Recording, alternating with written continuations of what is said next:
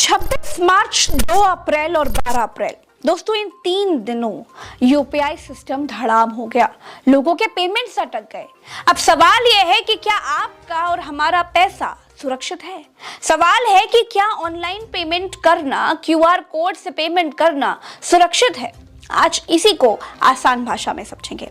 दोस्तों, आपने भी देखा होगा कि आजकल लोगों की जेब में कैश ना के बराबर होता है। ऐसा क्यों? दरअसल भारत में तेजी से यूपीआई लोकप्रिय हुआ है। भारत में हर घंटे 2.5 करोड़ से ज्यादा यूपीआई ट्रांजैक्शंस होते हैं।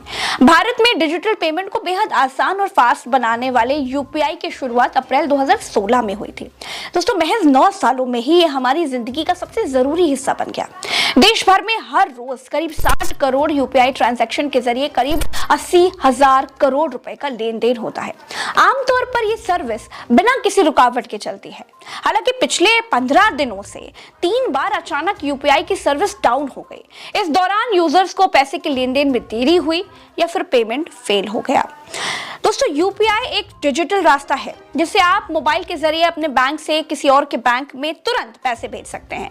यूपीआई का मालिक और operation manager national payments corporation of India यानी एनपीसीआई है। एनपीसीआई को रिजर्व बैंक और इंडियन बैंक्स एसोसिएशन मिलकर बनाए हैं। दोस्तों, लोगों के मन में ये सवाल है कि बार बार यूपीआई क्रैश आखिर क्यों हुआ और क्या आगे भी ऐसा होता रहेगा? इकोनॉमिक्स टाइम्स के मुताबिक आईपीएल की वजह से गेमिंग एप्स में यूपीआई ट्रांजैक्शन बहुत ज्यादा बढ़ गए हैं। सर्वर पर लोड बढ़ने की वजह से सर्विस डाउन हो रही है। एनपीसीआई के आंकड़ों के मुताबिक फरवरी 2025 तक रोजाना करीब 52 करोड़ ट्रांजैक्शन होते थे, लेकिन मार्च में यह बढ़कर करीब 60 करोड़ हो गए। फरवरी में करीब 1610 करोड़ ट्रांजैक्शन हुए, जबकि मार्च में 1830 करोड़ ट्रांजैक्शंस हुए। दोस्तों, एनपीसीआई ने 8 अप्रैल को घोषणा की थी कि वो इंटरनेशनल यूपीआई ट्रांजैक्शन के लिए क्यूआर कोड के इस्तेमाल को सीमित कर रहा है। ऐसे में हो सकता है कि इसके लिए यूपीआई के बैकएंड पर कुछ काम चल रहा हो और सर्वर उसमें व्यस्त हो। इसके चलते घरेलू ट्रांजैक्शंस प्रभावित हुए हो। यूपीआई की समस्या एनपीसीआई के सिस्टम्स के बजाय बैंकों के अपने सर्वर से जुड़ी होती है। एग्जाम्पल के लिए एसबीआई, एचडीएफसी और अन्य बैंकों ने रखरखाव या फिर तकनीकी खराबी की बात कही है। दोस्तों, आप किसी भी बैंक के यूजर हो, कोई भी यूपीआई ऐप इस्तेमाल करते हो, लेकिन ट्रांजैक्शन के लिए एनपीसीआई का ही नेटवर्क इस्तेमाल होता है। ऐसे में अगर इस नेटवर्क में कोई भी दिक्कत आती है या फिर ज्यादा लोड बढ़ जाता है तो पूरा सर्वर प्रभावित होता है। आरबीआई और एनपीसीआई यूपीआई की क्षमता बढ़ाने और भविष्य में ऐसी समस्याओं को कम करने के लिए नए फीचर्स जैसे यूपीआई लाइट और इंटरनेशनल पेमेंट्स पर काम कर रहे हैं। जब तक ये सभी सुधार लागू नहीं होते, एनसीपीआई के सर्वर में कोई भी तकनीकी समस्या आ सकती है। इससे भविष्य में भी यूपीआई सर्विस डाउन हो सकती है।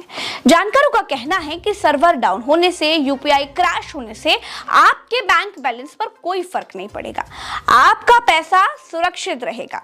सर्विस डाउन होने के कारण अगर पेमेंट के दौरान अकाउंट से पैसे डेबिट भी हो जाते हैं लेकिन ट्रांजैक्शन फेल हो जाता है, तो भी ऐसी स्थिति में भी आपके पैसे सुरक्षित है। दोस्तों, यूपीआई के सेक्टर में भारत तेजी से बढ़ रहा है। विदेशी लीडर्स से लेकर पर्यटक तक सभी भारतीय यूपीआई से प्रभावित है। इससे पेमेंट जल्दी, आसानी से और बड़ा ही सुरक्षित तरीके से हो जाता है। हर समय अपने साथ कैश या फिर कार्ड रखने की जरूरत भी नहीं पड़ती है। मोबाइल के एक क्लिक से बड़े से बड़ा पेमेंट हो जाता है। ये खासियत दुनिया भर के लोगों को बहुत आकर्षित कर रही है। 2021 में सबसे पहले भूटान ने इसे अपनाया था। इसके बाद यूएई, कतर और फ्रांस ने भी यूपीआई से प्रभावित होकर के इसे अपने देश में लॉन्च किया। जाहिर तौर पर यूपीआई क्रैश होने पर आपके बैंक बैलेंस पर कोई खतरा नहीं है, लेकिन फिर भी दोस्तों, आपको सतर्क रहना होगा। जब यूपीआई में दिक्कत आ रही हो तो उस समय ऑनलाइन पेमेंट मत कीजिए। अपने यूपीआई ऐप पर सिक्योरिटीज को अपडेट रखिए, जैसे fingerprint, password, face lock etcetera. इन सब का इस्तेमाल कीजिए और अनजाने नंबर्स पर पेमेंट करने से बचिए। कोशिश कीजिए कि पेमेंट के लिए क्यूआर का ही इस्तेमाल करें। पैसों के लेन देन को सुरक्षित बनाना बहुत जरूरी है। हो सकता है कि आने वाले वक्त में भी आपको यूपीआई क्रैश होने की वजह से कुछ मुश्किलों का सामना करना पड़े, इसलिए जरूरी है कि आप अपने साथ जरूरत भर का कैश भी रखें। देखिए, फिलहाल आज के इस वीडियो में तो इतना ही। आपको ये जानकारी कैसी लगी कमेंट में जरूर बताइएगा। साथ ही चैनल को जरूर सब्सक्राइब कीजिएगा ताकि हमारे सारे वीडियोस आप तक सबसे पहले पहुंच जाएं। अभी के लिए इतना ही, चलते हैं। राम राम, दुआ सलाम, जय हिंद।